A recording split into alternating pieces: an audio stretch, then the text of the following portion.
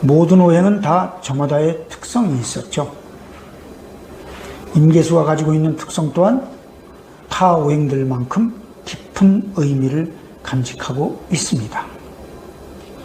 수기 이외의 잉태와 탄생의 기운에 대한 극음지기, 즉 극음의 기운이 가지고 있는 함축성 때문입니다.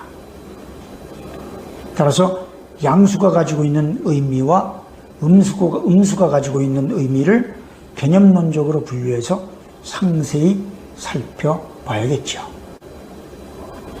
임수는 양수이므로 목적을 향해 돌진하는 적극적인 수의 기운이고, 계수는 음수이므로 목적을 위해 바탕을 이루고 있는 소극적인 수의 기운입니다.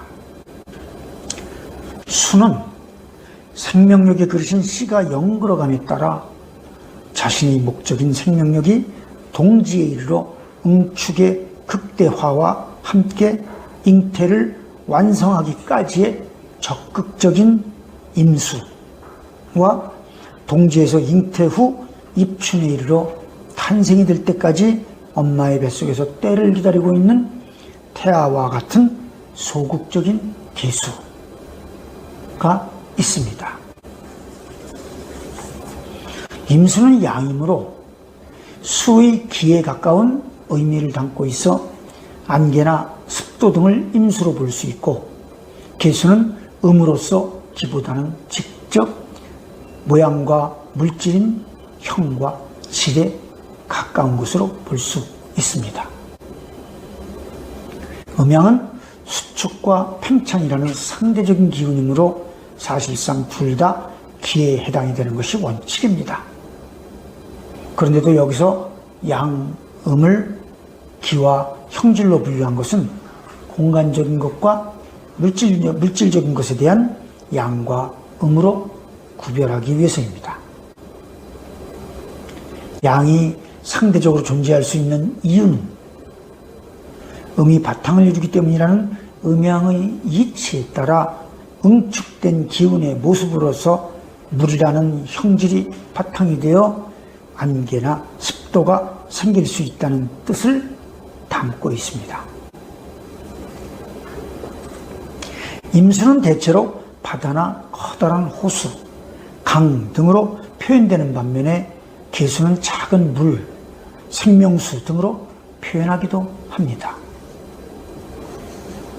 산 위에서 나오는 약수는 밑으로 내려와 도랑을 이루고, 도랑은 냇물은 강은 바다와 하나가 되며, 바다는 다시 구름을 형성하고, 구름은 비가 되어 다시 약수가 됩니다. 이렇게 금생수의 원리에 의해 경신금인 산에 가까울수록 계수에 가깝고, 산으로부터 멀리 바다에 가까울수록 임수에 가깝습니다.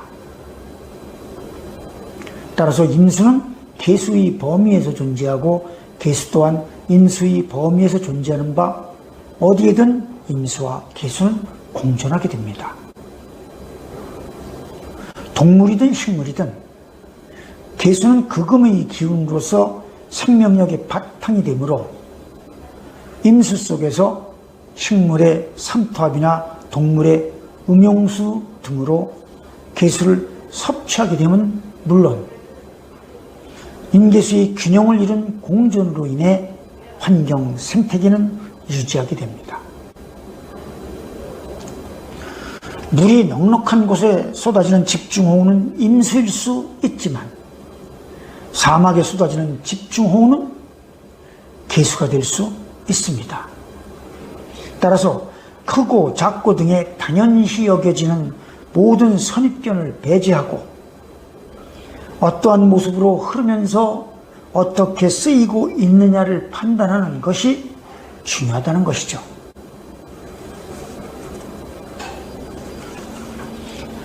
물은 생명력을 직접 생하게 하는 성분이지만, 물을 음용하려면 이를 담아두고 필요할 때마다 활용할 수 있는 그릇이 있어야 합니다.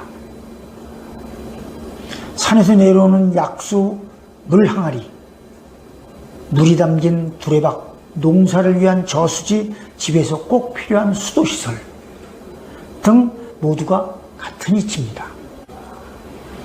장미꽃이 피려면 장미씨가 있어야 하고 감을 따려면 감나무씨가 있어야 합니다. 그래서 씨라는 신금이 잉태와 탄생의 기운인 임계수를 품고 금생수를 하는 것이고, 이 임계수는 수생목으로 잉태와 탄생을 이루는 것입니다.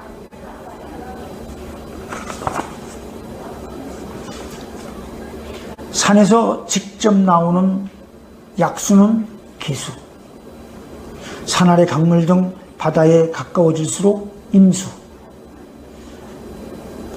정수장의 물은 임수, 가정의 수돗물은 계수, 계곡의 물 한 개는 임수, 계곡물은 계수, 나무 옆에서 흐르는 냇물은 임수, 나무 뿌리로 흡수되는 물은 계수.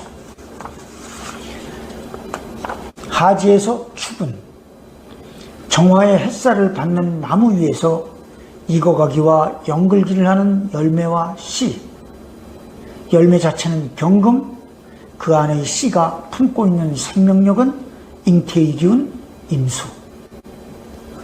추분에서의 경작 이후 정화의 햇살 아래 마당 멍석 위에서 소극적인 응축을 받는 홀로 남은 씨는 신금. 이 씨가 품고 있는 생명력은 잉태의 기운 임수이자 내년 입춘에 태어날 간목의 기운.